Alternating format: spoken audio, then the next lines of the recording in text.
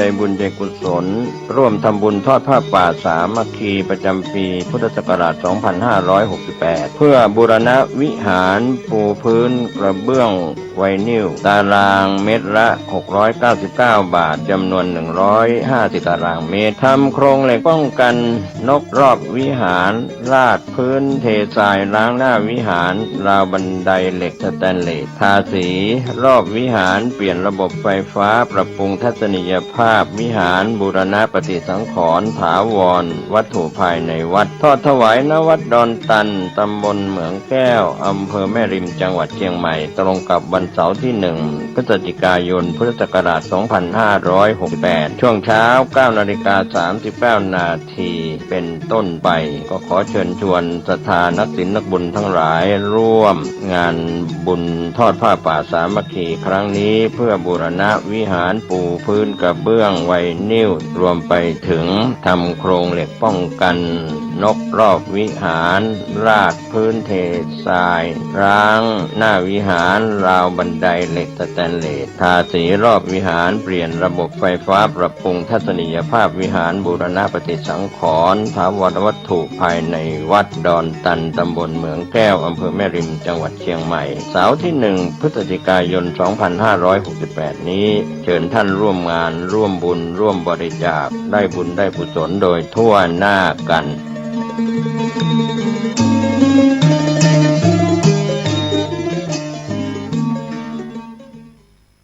ขอความนอบน้อมของข้าพเจ้าจงมีแด่พระรัตนตรัยเจ้าสามประการพระรัตนตรัยองค์ที่หนึ่งคือพระพุทธเจ้าพระรัตนตรัยองค์ที่สองคือพระธรรมเจ้าพระรัตนตรัยองค์ที่สามคือพระสังฆเจ้าข้าพระพุทธเจ้าขอเคารพนอบน้อมกราบไหว้แตบไตรไวสาคุณพระรัตนตรัยเจ้าถึงสามประการด้วยความเคารพสักการะเป็นอย่างยิ่งขอถวายความเคารพพระมหาเถรานุเถระเจ้าคณะพระสังฆาธิการครูบาอาจารย์และตลอดถึงพระภิกษุหนุ่มสามเณรน้อยจุตนจุองค์ขอเจริญพรศรัทธาญาติโยมนักศีลนักบุญผู้ที่กำลังรับฟังรายการทุกท่านต่อจากนี้ไปอาตมาภาพพระครูปริยัติกิจจาภิวัตร สำนักวัดพระสิงห์อำเภอเมืองจังหวัดเชียงใหม่ก็จะได้น้อมนำเอาสาราธรรมคติธรรมชาดกธรรมเรื่องราวในทางพระพุทธศาสนามามอบเป็นธรรมบรรณาการอาหารใจเพื่อท่านสาธุชนได้พินิจพิจารณาถึงเรื่องราวทั้งหลายเหล่านั้นอันจะก่อให้เกิดสติปัญญาปารมีธรรมความรู้ความเข้าใจในทางที่ถูกต้อง เมื่อได้มีความรู้ความเข้าใจแล้วก็จะได้น้อมนำมาประพฤติปฏิบัติเมื่อได้ประพฤติปฏิบัติแล้วก็จะก่อให้เกิดเป็นความสุขซึ่งเป็นความสุขตึงทางกายและก็ทางใจเป็นสิ่งที่เฮาท่านทั้งหลายทุกผู้ทุกนามมีความมุ่งมา่ปรารถนาที่จะมี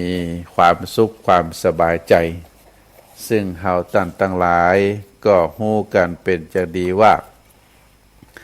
มนุษย์เฮาทุกคนนั้นเมื่อเกิดมาในโลกนี้ได้ท่องเที่ยวไปในสังสารวัฏแล้วก็ได้มาพบพระพุทธศาสนาซึ่งในความหมายของชีวิตที่เฮาท่านทั้งหลายได้เกิดมาเป็นมนุษย์เฮาก็มีความมุ่งมา่ปรารถนาที่จะมีความสุขซึ่งเป็นความต้องการตามธรรมชาติของชีวิต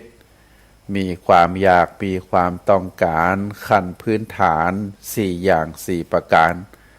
ประการที่1ชีวิตุกามะอยากจะมีชีวิตอยู่ประการที่2อมฤตุกามะบ่อยากจะตาย ประการที่สามสุขกามะอยากจะมีความสุขประการที่สี่ทุกขปฏิกุละรังเกียจความทุกข์ความต้องการเหล่านี้ก็ทำให้มนุษย์เฮา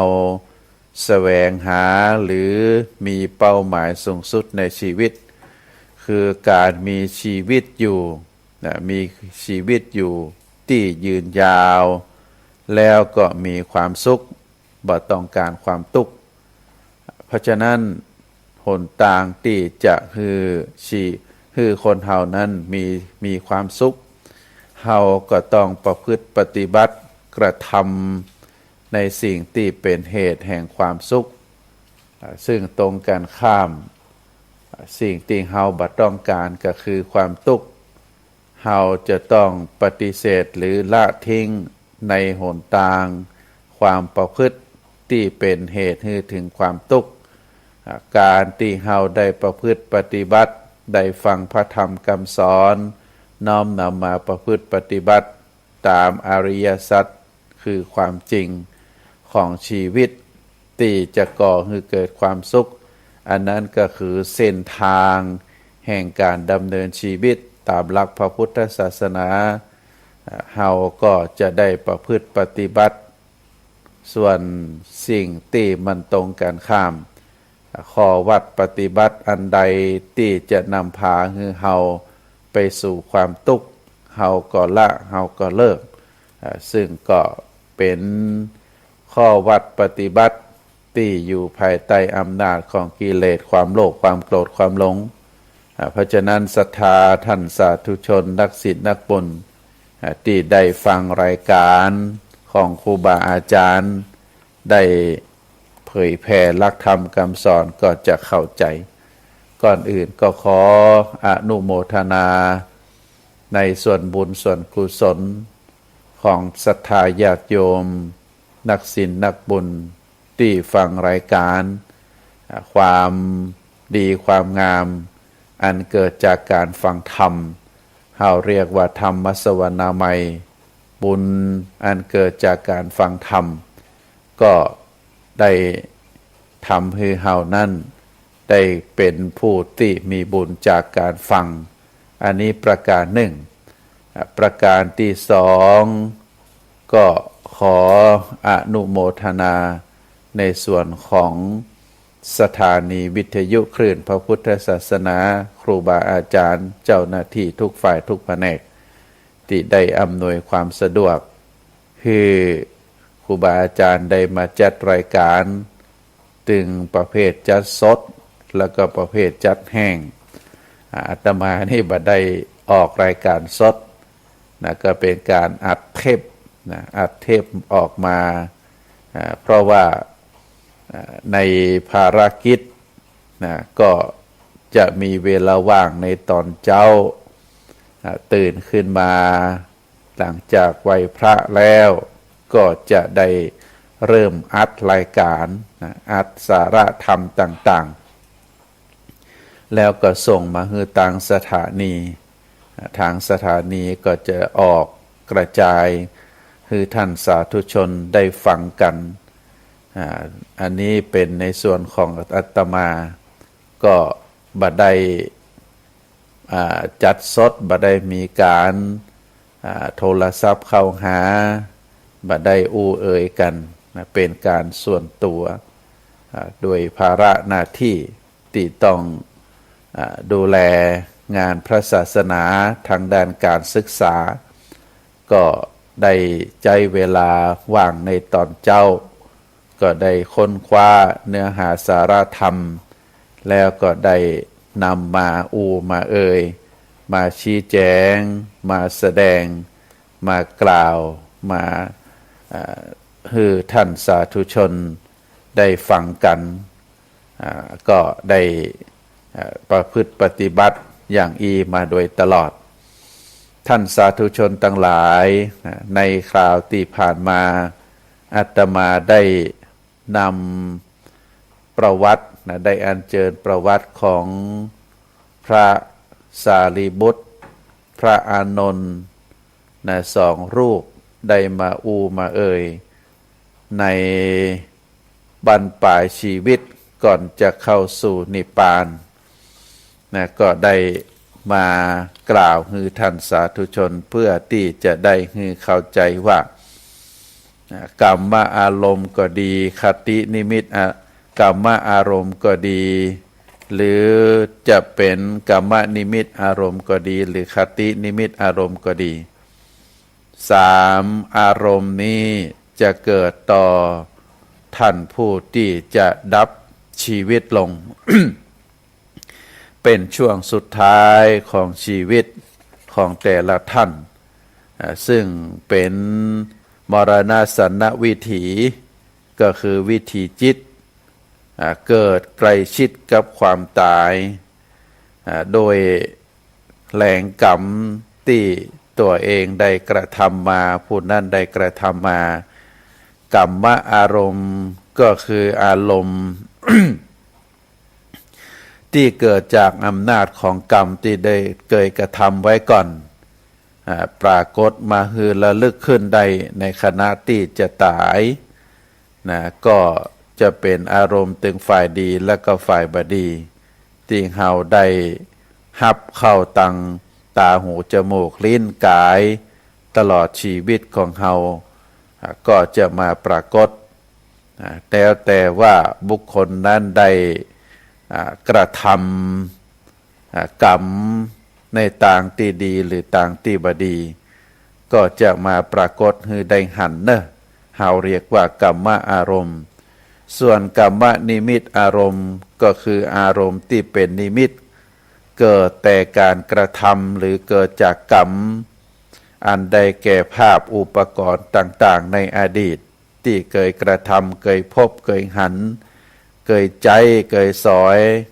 มาปรากฏให้ได้หันอันเป็นต้นว่าถ้าเป็นของฝ่ายกุศลก็จะเป็นพระพุทธรูป น้ำปานะอาหารเงินทองพานดอกไม้หรือถ้าเป็นฝ่ายอากุศลอาจจะเป็นปืนผาหน้าไม้หอกดาบอาวุธมีคมต่างๆอย่างอีเป็นต้นก็จะมาปรากฏให้ในดวงจิตดวงใจของผู้คนที่ใกล้จะถึงความตายประการที่สามก็คือคตินิมิตอารมณ์คตินิมิตอารมณ์ตัวนี้เป็นนิมิตต่างๆที่เป็นภาพมีลักษณะชี้นำหรือนำไปเกิดในเวลาที่ตายไปแล้วก็จะปรากฏชัดเจนตามมโนทวารบางทีก็เป็นภาพที่เคยหันมาบางทีก็เป็นภาพที่บ่เคยหันมาเป็นดอกไม้ที่ปราสาทภัตราภรณ์หรือจะเป็นก้อนเนื้อห้องนอนเตียงนอนหรืออาจจะเป็นภาพเปลวไฟน้ำร้อนเดือดน้ำร้อนที่เดือดมีแสงเปลวไฟมีโคลนมีตมมีกองขยะเน่าเหม็นอย่างอีเป็นต้นอันนี้เราเรียกว่าเป็นคตินิมิตอารมณ์เพราะฉะนั้นท่านสาธุชนทั้งหลายในวันนี้จะขออัญเชิญประวัติของพระเถระแห่งรูปหนึ่งที่เป็นอัครสาวกเบื้องอันนั้นก็ได้แก่พระโมคคัลลานะพระโมคคัลลานะนี้ก็จะเป็นพระมหาเถระที่คู่กับพระสารีบุตรสารีบุตรโมคคัลลานะสองสาวกนี้เป็นสาวกเบื้องซ้ายแล้วก็สาวกเบื้องขวาพระโมคคัลลานะเป็นสาวกเบื้องซ้ายเป็นสหายธรรมของพระสารีบุตรเกิดในหมู่บ้านเดียวกันครอบครัวมีฐานะเหมือนเดียวกันได้เข้ามาสู่ร่มภากสาวพัสต์ก็เพราะได้สัญญากันไว้ถ้าภัยได้ปะได้พบหนทางที่ประพฤติปฏิบัติก็มาบอกให้กัน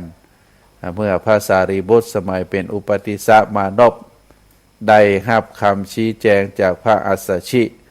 ได้เข้ามาพบพระพุทธศาสนาก็ได้ไปบอกให้โมคคัลลานะได้พากันเข้ามาสู่พระเชตวันมหาวิหารแล้วก็ได้รับการอุปสมบท เมื่อได้รับการอุปสมบทเสร็จเรียบร้อยแล้ว ก็ได้ช่วยเป็นภาระในทางพระพุทธศาสนาซึ่งได้สำเร็จเป็นพระอรหันต์แล้วก็ได้ช่วยงานพระศาสนาขององค์สมเด็จพระสัมมาสัมพุทธเจ้าพระโมคคัลลานะนั้นท่านได้รับการยกย่องว่าเป็นผู้ที่มีความเป็นเอตทัคคะทางด้านอิทธิฤทธิปาฏิหาริย์อิทธิฤทธิปาฏิหาริย์แล้วก็ได้เฮาได้หันที่ประทับขององค์สมเด็จพระสัมมาสัมพุทธเจ้าบริเวณเขาคิชกูฏเมืองราชคฤห์ถ้าท่านใดได้เคยไปต่างขึ้นไปเขาคิชกูฏยอดเขาคิชกูฏนั้นเป็นพระคันธกุฎีขององค์สมเด็จพระสัมมาสัมพุทธเจ้าแล้วก็หนทางขึ้นไปนั้นเราจะได้หันอันดับแรกที่ประทับของพระสาวกก็คือของพระโมคคัลลานะพร้อมโดยพระภิกษุที่เป็นบริวารก็จะอยู่เป็นอันดับแรกเพราะถือว่าพระโมคคัลลานะนั้นจะเป็นผู้มีอิทธิฤทธิปาฏิหาริย์ถ้าใครจะขึ้นไปพระคันธกุฎีก็จะต้องผ่านพระโมคคัลลานะได้หู้ได้หันได้ตรวจสอบมาจะได้ซึ่งก็ถือว่าเป็นพระเถระที่มีบทบาทในทางสืบทอดอายุพระพุทธศาสนาเมื่อเฮาได้อ่านประวัติของท่านแล้วเมื่อมาถึงตอนสุดท้ายการนิพพานของพระโมคคัลลานะนั้นก็มีความแตกต่างซึ่งเฮาหันว่าการจะเข้าถึงระลึกถึงความตายของพระโมคคัลลานะนั้นก็จะมีมรณสติ เป็นที่ลำลึกก่อนที่จะถึงนิการนิพพานของท่านนั้นท่านพระโมคคัลลานะก็เกิดจากการที่พวกดีลถี พวกดีลถีก็คือนักบวชนอกศาสนาได้จ้างโจรไปฆ่าพระโมคคัลลานะแต่ท่านก็สามารถหลีกหนีพวกโจรได้ด้วยฤทธิ์ด้วยอิทธิฤทธิ์ของท่านตลอด2 เดือนที่ถูกโจรล้อมเพื่อหวังที่จะฆ่าท่านสาธุชนทั้งหลายอาตมาก็ได้เคยกล่าวหลายครั้งว่าแต่ละบุพกรรมของแต่ละรูปแต่ละคนนั้นจะบ่เหมือนกันถึงแม้จะสำเร็จเป็นพระอรหันต์แล้วหากยังมีชีวิตอยู่แรงกรรมก็จะตามมาเพื่อสนองตอบพระโมคคัลลานะก็เช่นเดียวกันท่านได้ถูกโจรล้อมฆ่าเป็นเวลาถึง2 เดือนแต่ก็ท่านได้หนีพวกโจรด้วยอิทธิฤทธิ์ของท่านแต่ในเดือนที่3พระโมคคัลลานะท่านก็ยอมให้พวกโจรทำร้ายทุบตีเพราะได้พิจารณาถึงกรรมในอดีตชาติที่เคยทุบตีบิดามารดามาก่อนและถึงเวลาที่จะนิพพานแล้วก็ยอมให้พวกโจรได้ทุบตีจนน้ำใจจากนั้นพระโมคคัลลานะก็ได้เข้าฌานรวบรวมอัตภาพได้เข้าเฝ้าพระพุทธเจ้าเพื่อทูลลาเข้าสู่นิพพานแล้วก็ได้กลับไปนิพพานที่กาลศิลากาลศิลาซึ่งเป็นสถานที่ ที่หนึ่งที่ท่านเคยไปบำเพ็ญสมณธรรมลักใหญ่ใจความของการเผชิญภาวะเข้านิพพาน ของพระโมคคัลลานะนั้นก็คือยอมรับกฎแห่งกรรมคือเป็นกฎแห่งความจริงขั้นสูงสุดที่มนุษย์เฮาบ่สามารถที่จะหนีได้ซึ่งอาจจะหมายถึงกรรมของตนเรื่องราวที่ผ่านมาในอดีตหรือแม้แต่โรคภัยไข้เจ็บที่กำลังคุกคามตัวตนเฮานั้นก็ต้องยอมรับว่าสิ่งต่างหลายต่างมวลนั้นเกิดจากผลของการกระทำหรือการดำเนินชีวิตของตนถ้าโรคภัยไข้เจ็บนั้นคุกคามตัวเฮาจนถึงแก่ชีวิตเฮาก็ต้องยอมรับว่านั่นคือกฎแห่งกรรม กฎแห่งการกระทำของตัวเองมาจากในอดีตเพราะฉะนั้นก็ได้อัญเชิญประวัติของพระโมคคัลลานะมาให้ท่านสาธุชนได้พินิจพิจารณาว่าอัครสาวกเบื้องซ้ายซึ่งได้สำเร็จเป็นพระอรหันต์ได้ช่วยงานพระศาสนาสนองงานขององค์สมเด็จพระสัมมาสัมพุทธเจ้า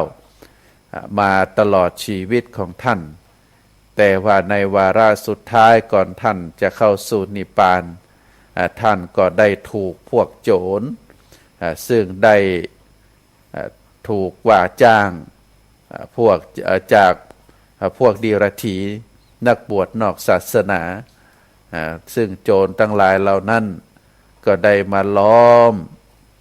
ในบริเวณที่พักที่กุฏิท่านเป็นเวลาถึง2 เดือนท่านก็ได้หลีกหนี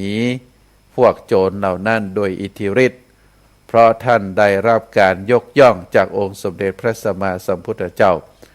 ผู้มีเลิศทางด้านอิทธิฤทธิ์แต่ว่าเมื่อเดือนที่3ท่านก็ยอมที่จะให้พวกโจรได้ทุบตีจนนำใจซึ่งท่านได้ทราบจากอดีตังขยานของท่านว่ากรรมของท่านมาถึงเพราะในอดีตนั้นในอดีตชาตินั้น ท่านเคยทุบตีปิตามารดาผู้ตาบอดนะซึ่งก็เป็น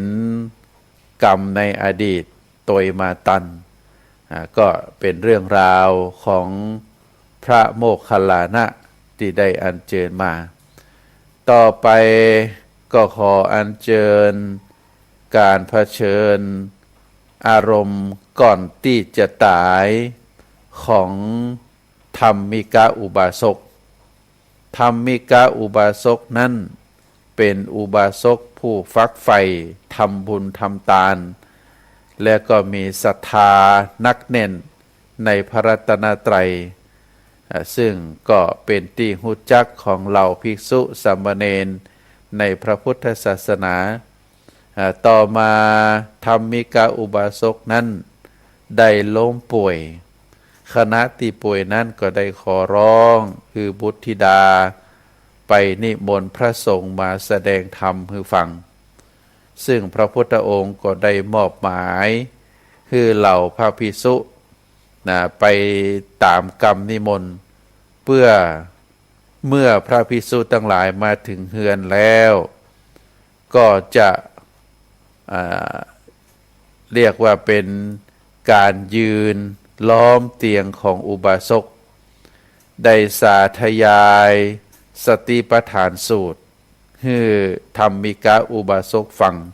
ตามคำขอจนกระทั่งอุบาสกได้กล่าวขึ้นว่าท่านจงรอก่อนนะท่านจงรอก่อนก็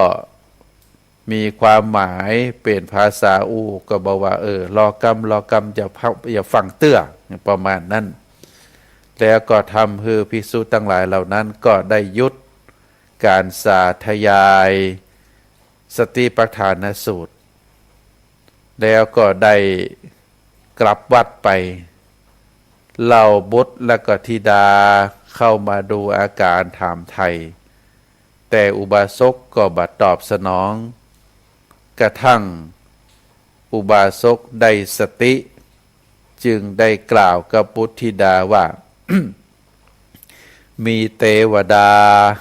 มาจากสวรรค์มารอรับจึงบอกฮือรอก่อนเพราะต้องการจะฟังการสาธยายของเราพระภิกษุในสติปัฏฐานสูตรก็ท่านธรรมิกาอุบาสกได้บอกให้ลูกได้ฟังบัจใจให้พระภิกษุรอแต่บอกให้เทวดารอซึ่งลูกหลานก็บ่เชื่อเพราะลูกหลานพ่อบหันธรรมิกาอุบาสกบอกว่าพ่อบ่ได้จุนะพ่อบอกให้เทวดารอถ้าลูกทั้งหลายบ่เชื่อว่ามีเทวดาเอาราชรถจากสวรรค์จันดุสิตมารอพ่อก็ลูกได้โยนพวงมาลัยนะคือพิสูจน์นะคือลูกพิสูจน์โดยการพิสูจน์คือหันโดยการโยนพวงมาลัยคือไปคล้องที่ราชรถซึ่งเมื่อพ่อได้บอกเป็นลักษณะแบบนั้นลูกทั้งหลายก็ได้ทำตามพ่อเมื่ออุบาสกได้บอกเป็นลักษณะแบบนั้นแล้วก็สิ้นลมหายใจเทพบุตรที่มาจากสวรรค์จันดุสิตก็ได้รับดวงวิญญาณของอุบาสกไปยังสวรรค์ชั้นดุสิตทันทีก็จะพบเฮาจะหันว่าธรรมิกาอุบาสกได้เผชิญเรียกว่าเป็นกุศลกรรมเป็นคตินิมิตอารมณ์เป็นคตินิมิตอารมณ์หรือกรรมนิมิตอารมณ์ก็ว่าได้กรรมนิมิตอารมณ์ก็คือได้หันธรรมิกาอุบาสกนั้นได้หันเป็นปราสาทได้หันเป็นเทวดาเป็นตัวเป็นตินเราถือว่าเป็นคตินิมิตอารมณ์ซึ่งปรากฏแก่ธรรมิกาอุบาสกโดยหันเทวดามารอรับ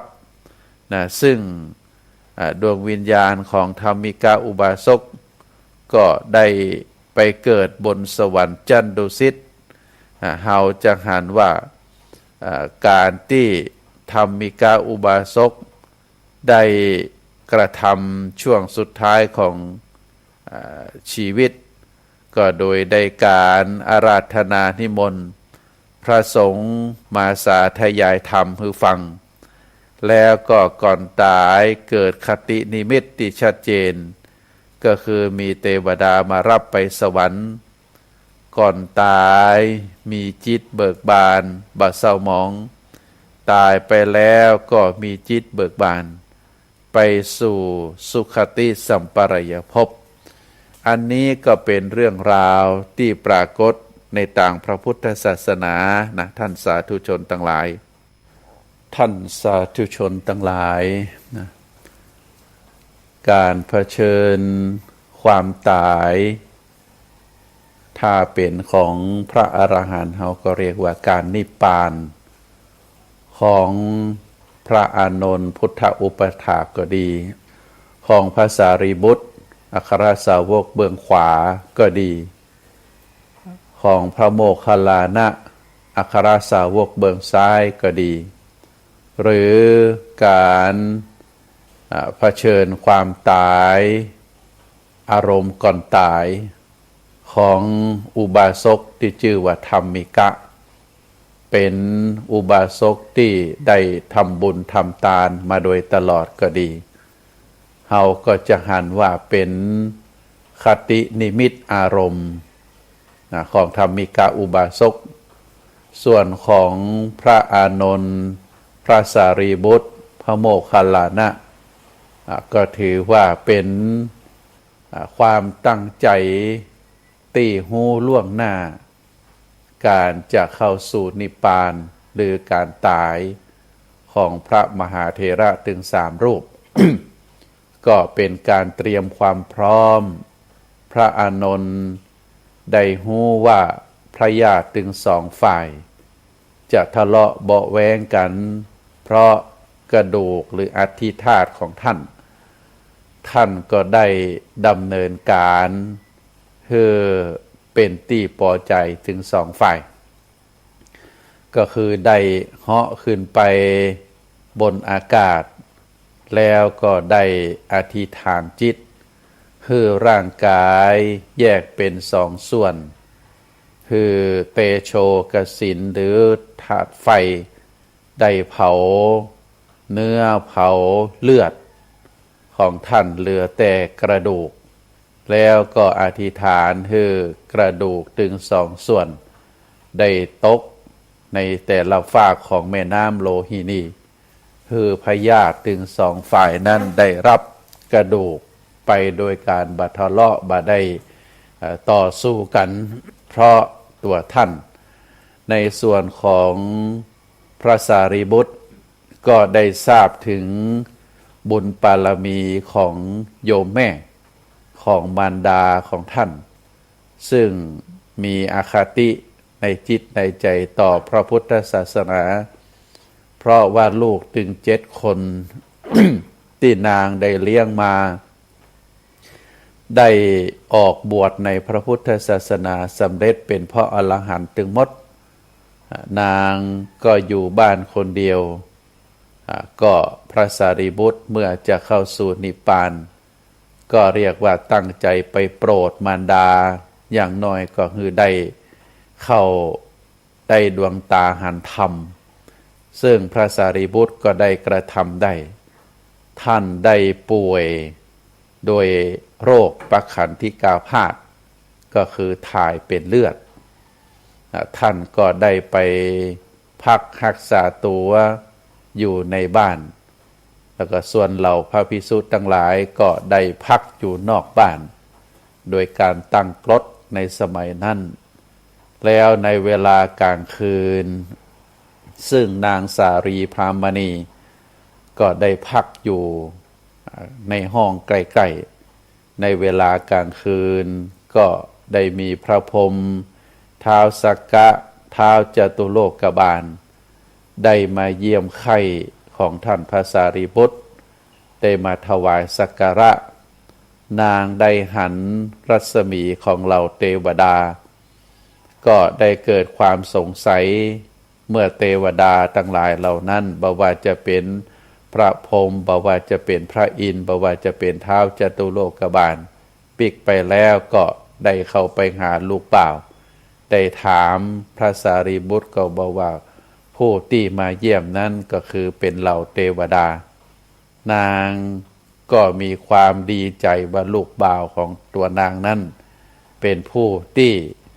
มีศีลมีธรรมแม้แต่เทวดาก็คือความเคารพพระสารีบุตรฮู้วาระจิตของมารดาก็จึงได้กล่าวว่าของพระสารีบุตรเองนั้นเป็นสาวกของพระพุทธเจ้าพระพุทธเจ้าเป็นพระบรมศาสดาเป็นผู้ที่ยิ่งใหญ่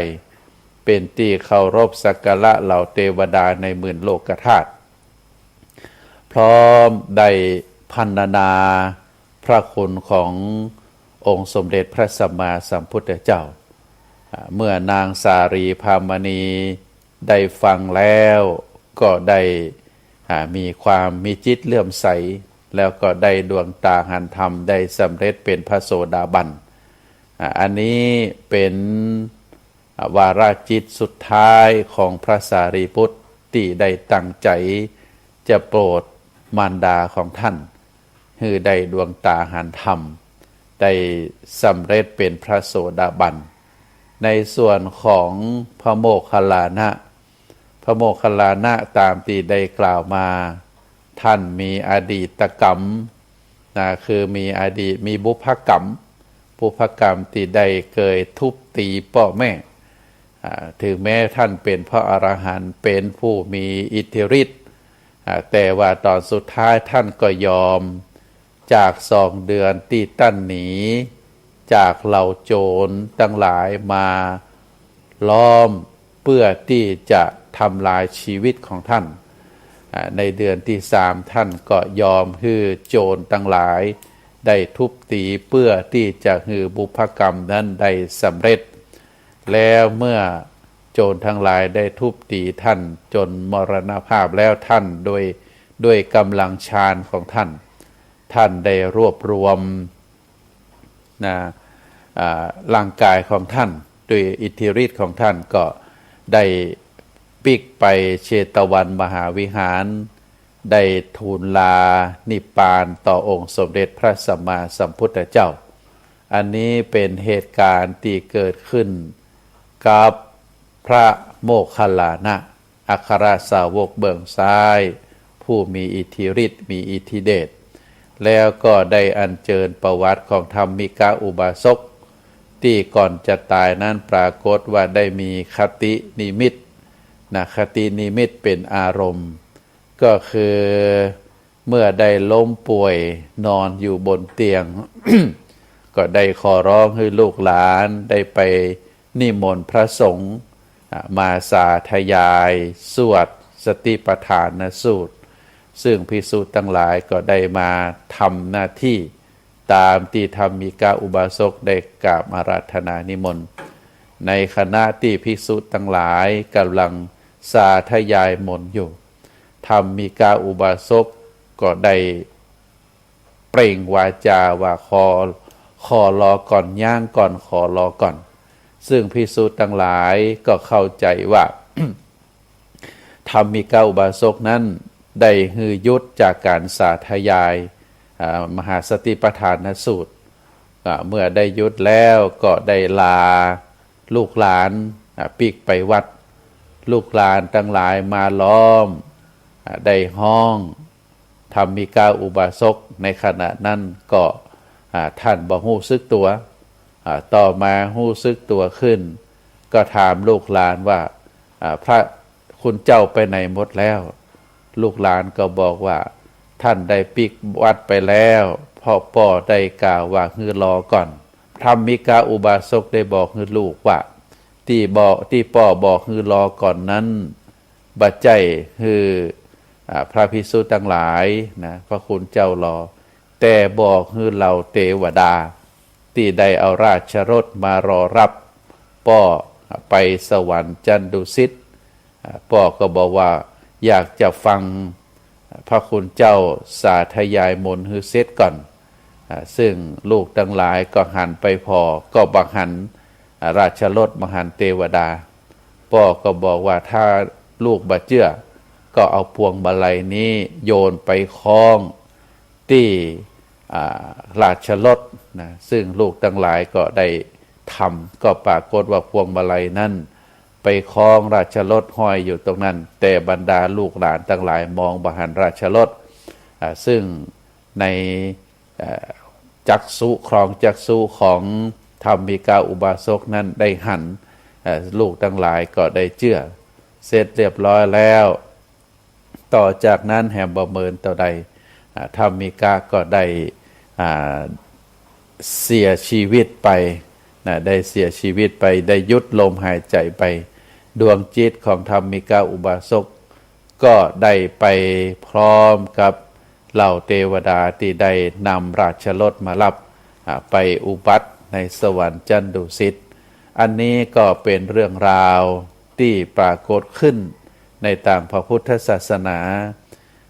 ในสุดท้ายที่จะได้อัญเชิญประวัติมากล่าวให้ท่านสาธุชนถึง4ท่านที่ได้กล่าวมานั้นเป็นฝ่ายดีเป็นพระอรหันต์3รูปเป็นธรรมิกาอุบาสกผู้ตั้งอยู่ในธรรมแห่งคนหนึ่งอันสุดท้ายนี้ขออัญเชิญประวัติของนายจุนทาสุกริกนั้นเป็นเจ้าบ้านคนหนึ่งที่มีบ้านอยู่ไกลวัด อายุได้55 ปีตลอดช่วงชีวิตตั้งแต่เป็นหนุ่มมาจนถึงอายุได้55 ปีนั้น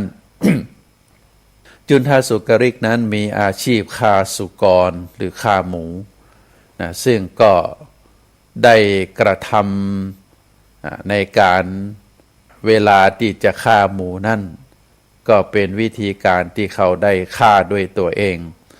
ได้เอาเชือกมัดหมูไว้ให้แน่นแล้วก็ได้เอาค้อนสี่เหลี่ยมตุบลงในตัวหมูนะได้ตุบเอาค้อนสี่เหลี่ยมนะตุบหมูนะตัวหมูตามศีรษะตามลำตัวตามแข้งตามขาเพื่อที่จะฮือจิ้นเนื้อของหมูนั้นปองหนาขึ้นมาต่อจากนั้นเขาได้ต้มน้ำเดือดจึงเดือดแล้วก็ง้างอาปากหมูสอดไม้เข้าไปในระหว่างฟันแล้วก็ได้เอาน้ำฮ้อนที่กำลังเดือดนั้นกรอกลงในปากหมู น้ำฮ้อนนั้นก็ได้สำรอกเอาอุจจาระของหมูออกไปทางทวารนักจนน้ำที่ไหลออกจากทวารนักของหมูนั้นเป็นน้ำใสแล้วก็ได้เอาน้ำฮ้อนนั้นลาดลงบนตัวหมูเพื่อที่จะฮือลอกหนังดำออกแล้วก็ได้เอาไฟคาคบเอามาลนตามตัวหมูโดยการที่จะฮือไฟนั้นได้ไหม้ขนหมูออกไปหมดซึ่งเป็นวิธีการที่เขาได้กระทำลักษณะแบบนี้มาตลอดชีวิตของเขาต่อจากนั้นก็ได้เอามีดอันคมตัดหัวหมูเอาภาชนะมาลองเลือดนะแล้วก็ได้เอาจิ้นของหมูนั้นเข้าด้วยเลือดแล้วก็นั่งย่างนะนั่งย่างก็ได้รับเอาย่างกับไฟก็ได้รับประทานกับบุตรกับภรรยาในส่วนที่เหลือนั้นก็เอาขายไปก็เขาได้ประกอบเป็นลักษณะแบบนี้มาโดยตลอดบ่เคยทำบุญโดยวิธีใดๆก็เป็นวิถีชีวิตของบุคคลคนหนึ่งที่ได้กระทำมาต่อมาเมื่ออายุ55 ปีก็ปรากฏว่าเขานั้นได้ป่วยอาการป่วยของเขานั้นก็บ่ฮู้สาเหตุแต่ว่าเกิดความเร่าร้อนทรมานขึ้นในร่างกายอย่างสาหัสปรากฏว่านายจุนทโสกริกนั้นได้ห้องการไปอยู่ในบ้านได้ห้องเสียงห้องเหมือนกับเสียงหมูการไปแวดห้องแล้วก็ได้ถ่ายอุจจาระปัสสาวะดูลงในห้องหั่นตลอดถึงเป็นเวลา 7-8 วันแล้วเขาก็เสียชีวิตลงเหล่าภิกษุทั้งหลายตื่นเจ้าขึ้นมาก็ไปบิณฑบาตแล้วก็ผ่านบ้านของนายจุนทสุกริกก็ได้เข้าใจว่านายจุนทสุกริกนั้นคงจะจัดงานอย่างใดอย่างหนึ่งเพราะได้ฆ่าหมูตลอดเป็นเวลา 7-8 วันพระพุทธเจ้าได้ได้ฟังโดยพยานของพระองค์ก็ได้กล่าวกับเราพระภิกษุทั้งหลายที่ได้ปรารภขึ้นว่าอันนั้นบัจเจนายจุนทสุกริกฆ่าหมูแต่เขาได้รับผลกรรมที่ได้ทำกับหมูไว้ความเร่าร้อนที่ปรากฏแก่เขานั่นก็เป็นความเร่าร้อนจากไฟในอเวจีมหานรกปรากฏแก่เขาที่ยังมีชีวิตอยู่จนเวลา 7-8 วันจนเขาเสียชีวิตอันนี้ก็ได้กล่าวให้ท่านสาธุชนทั้งหลายได้รับทราบได้ฟังว่านายจุนทสุกริกเป็นบุคคลที่ได้ดำเนินชีวิตโดยความประมาทบ่ได้ใส่ใจในเรื่องบุญเรื่องกุศลตลอด55 ปีได้ฆ่าชีวิตของหมู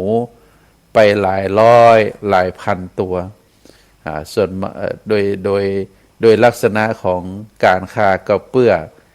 ใจประกอบอาหารแล้วก็ขายนะส่วนมากก็จะขายไปใจกินบัดเต่าใด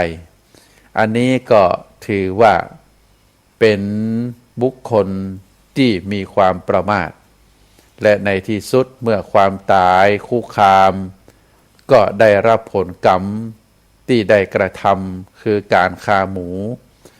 อาการทรมานก่อนตายก็แสดงถึงกรรมนิมิตที่ตัวเองได้เคยกระทำเมื่อจิตเศร้าหมองก่อนตายเพราะกรรมนิมิตก็จะไปสู่ปรโลกในที่เศร้าหมองเรียกว่าทุกขติทุกขติภพทุกขติภูมิเพราะฉะนั้นท่านสาธุชนทั้งหลายเฮาก็จะหันว่า เรื่องราวทั้งหลายที่ได้อัญเชิญมาเล่าคือท่านสาธุชนทั้งหลายได้ฟังนั้นก็เพราะว่าเป็นการดำเนินชีวิตของแต่ละผู้แต่ละคนที่จะแตกต่างกันไปแล้วแต่เจ้าตัวแล้วแต่บุพกรรมแล้วแต่คุณงามความดีที่ได้ประกอบชีวิตมาเฮาท่านทั้งหลายจะต้องลำลึกนึกถึงในเรื่องชีวิตของเฮาเตรียมความพร้อมเพราะว่าคนเฮานั้นมีความตายเป็นที่สุดก็จะต้องระมัดระวังเป็นการระลึกนึกถึงความตายที่ถูกต้องเป็นการระลึกนึกถึงความตายที่จะเข้าใจตามแบบความเป็นจริงของชีวิตเพราะว่าความตายเป็นสัจธรรมเป็นความจริงของชีวิตเมื่อมีเกิดแล้วก็จะต้องมีตายเมื่อชีวิตมีการเริ่มต้นก็จะต้องมีความเรียกว่ามีที่สิ้นสุดการเริ่มต้นของชีวิตเราเรียกว่าเกิดความสิ้นสุดของชีวิตเราเรียกว่าความตายความเกิดกับความตายเป็นของคู่กันเมื่อระลึกถึงความตายก็เป็นการระลึกถึงความจริงของชีวิตทำให้เฮาฮู้เต้าตันทำให้เกิดความบาประมาทในการดำรงชีวิตในการใช้ชีวิตเมื่อชีวิตของเฮาบ่แน่นอนปัจจิรังยั่งยืนมีการเปลี่ยนแปลงอยู่ตลอดเวลาและเป็นชีวิตที่มีความตายเป็นที่สุดเฮาจะบ่ลืมความตายเพราะว่าเฮานั้นจะบ่หลงว่าเฮาจะบ่ตายเฮาจะต้องเตรียมตัวเตรียมใจรับมือกับความตายเมื่อความตายเข้ามาประชิดใกล้ตัวเฮาจะบ่ทุกข์บ่ทรมานเฮาจะบ่แสวงเฮาจะบ่หาทางที่จะหนีเฮาจะบ่กลัวความตายเป็นสิ่งที่บ่น่ากลัวสิ่งที่น่ากลัวก็คือความกลัวตายเฮาจะบ่วิ่งหนีความตายไปตลอดชีวิตเฮาจะมีความสงบเมื่อวาระสุดท้ายมาถึงเพราะเฮาได้เข้าใจทำใจและก็พอใจกับสิ่งที่เกิดขึ้นกับตัวเฮาเพราะฉะนั้นท่านสาธุชนทั้งหลายสิ่งทั้งหมดทั้งมวลที่ได้กล่าวมานี้เฮาจะต้องรีบทำความดีสิ่งที่ควรทำต้องรีบทำสิ่งที่ควรเว้นก็ต้องรีบเว้นสิ่งที่ควรปกป้องกำจัดแก้ไขก็ต้องรีบป้องกันกำจัดแก้ไขทั้งหมดนี้เฮาเรียกว่าความบ่ประมาทเมื่อเฮาได้ลำลึกนึกถึงความตายในฐานะที่เป็นความจริงของชีวิตทำให้เฮาเกิดความหู้เต้าตันความหู้เต้าตันความจริงของชีวิตนี้ก็ทำให้เกิดปัญญาเมื่อเกิดปัญญาก็ทำให้ฮู้จักปฏิบัติต่อสิ่งต่างหลายถูกต้องเริ่มตั้งแต่ปฏิบัติต่อชีวิตของตัวเก่าให้ถูกต้องบางทีบางคนเมื่อบ่ฮู้จักชีวิตของตนเองก็ปฏิบัติต่อชีวิตในทางที่ผิดพอปฏิบัติต่อชีวิตในทางที่ผิดก็ทำให้การปฏิบัติต่อสิ่งต่างหลายรอบๆตัวก็ผิดไปตัวเพราะเฮาเข้าใจสิ่งต่างหลายบ่ถูกต้อง เริ่มตั้งแต่บ่เข้าใจความจริงของชีวิตก็จึงได้ไปยึดไปถือในสิ่งที่ผิดเมื่อถือได้ยึดได้ถือสิ่งที่เป็นไปบ่ได้แล้วก็ทำให้ได้กระทำตามอำนาจของความโลภความโกรธความหลงแต่ถ้าเฮาฮู้เต้าตันความจริงของชีวิตว่าชีวิตของเฮานั้นก็เต้านี้ละแต่บ่มีการเกิดขึ้นในเบื้องต้นมีความตายในที่สุดและในที่สุดเฮาก็ต้องจากโลกนี้ไปความโลภความโกรธความหลงเฮาก็จะละจะทิ้งจะบักกระทำเพราะว่าเฮาฮู้ว่าความโลภโมโทสันนั้นถ้าเฮาได้กระทำลงไปก็จะก่อทุกข์ก่อการเบียดเบียนคือตึงตัวเฮาและก็คนอื่นตอนนั้นเองต่างที่ดีก็ควรจะใช้ชีวิตให้เป็นประโยชน์ทำสิ่งที่ดีงามทำจิตใจให้ปลอดโปร่งผ่องใสโดยการฮู้เท่าทันทำให้เกิดปัญญาการได้ฮู้ได้คิดอย่างนี้เป็นสิ่งที่ดีพระพุทธองค์ได้ตรัสสอนให้เฮาท่านทั้งหลายว่าควรจะระลึกนึกถึงความตายอยู่เสมอเนอะท่านสาธุชนเพราะฉะนั้นความจริงของชีวิต ก็ตามที่ได้กล่าวมาก็เป็นสัจธรรมก็ฝากสาระธรรมคือท่านสาธุชนได้พินิจพิจารณาก็อยากจะเริ่มตั้งแต่วันนี้เป็นต้นไปเริ่มในการพิจารณาถึงชีวิตของเฮาสิ่งใดที่เป็นสิ่งบดีก็ละก็เลิกสิ่งใดเป็นสิ่งที่ดีเป็นสิ่งที่ถูกต้องตามธรรมตามกฎระเบียบตามคติธรรมเฮาก็ได้ประพฤติปฏิบัติในสิ่งต่างหลายเหล่านั้นตลอดชีวิตของเฮาก็จะเป็นสิ่งที่ดีอาตมาภาพขอฝากสาระธรรมคือท่านสาธุชนได้พินิจพิจารณาในวาระสุดท้ายของการดำเนินรายการก็ขอตั้งจิตอธิษฐานบุญกุศลบุญสมภารบุญศีลบุญธรรมบุญครูบาอาจารย์บุญพ่อบุญแม่บุญของคุณของพระรัตนตรัยพระพุทธพระธรรมพระสงฆ์ตลอดถึงสิ่งศักดิ์สิทธิ์ที่เฮาท่านทั้งหลายเคารพนับถือก็ขอได้ดลบันดาลคือท่านสาธุชนนักศีลนักบุญผู้ที่กำลังรับฟังรายการทุกท่านคือมีความสุขมีความเจริญนิราขาดแคล้วจากทุกโศกโรคภัยพยันตรายทั้งหลายทั้งมวลจงเจริญโดยจตุรพิทธพรชัยมีอายุวันนะสุขภละปฏิภาณธนสารธรรมสารสมบัติรุ่งเรืองโดยลาภยศสุขสรรเสริญหากแม้ท่านทั้งหลายมีความมุ่งมา่ปรารถนาสิ่งใดอันเป็นไปโดยชอบประกอบด้วยธรรมแล้วก็ขอจงพันสำเร็จจงพันสำเร็จคือท่านสาธุชนทุกท่านได้ประสบกับสิ่งที่ดีงามอาตมาภาพพระครูปริยัติกิจจาภิวัตรขอนำรายการจากท่านสาธุชนไปก่อนไว้โอกาสหน้าก็จะได้ปิกมาปะมาพบกับท่านสาธุชนแห่มเนอ